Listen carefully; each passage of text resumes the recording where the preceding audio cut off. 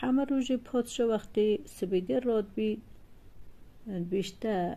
هر سکچه خو ملت خو که روزی و رزقی هنگود داد همه بیجم پادشاه ساخت بید داده اما کچا کچکت بیجیدن بابیم خود رزقی مدد ولی تو سببه پادشاه بیوی خود نیوی کلمه گله ناراحت بید هر چقدر بیشتر کچا خو از دم کچه قانع نبید ند بیجی هر خودی داد تو سببه پس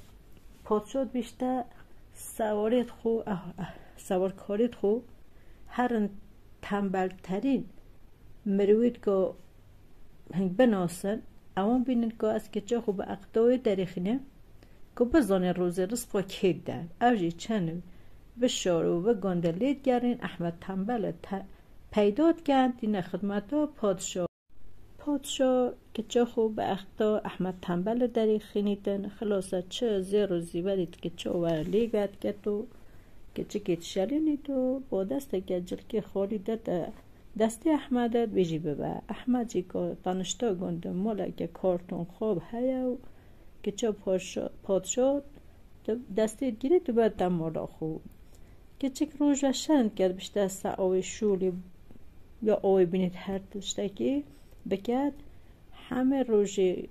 نویجا سبیده رد کوید چی تا آوی دینی شولی خود کرد روژه که چی گزی خو دست جرل ده هر کشید تا بکنی آوی شول مولی خود کرد برای خود دادی کارو نگوتی که سر کاروان چید بشتی دا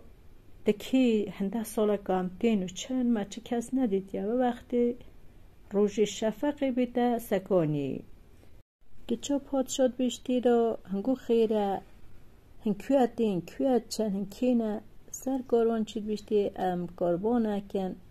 کم شش هویا رید کن چنه حتی گهنه خارجه دشتاد کرن شش هیو جمجه دید زوارن دینه و هنده دشتاورد دینن و لیرت فروشن که چه پادشاه جید بیجه اگه زحمه نبید مروی مبیشوله گه خوب من حقاتی او دیش شوله کیب کتن سر کاروان چی بیشتی باشه هر بیجیده بلا بی نوی چید بیجید احمده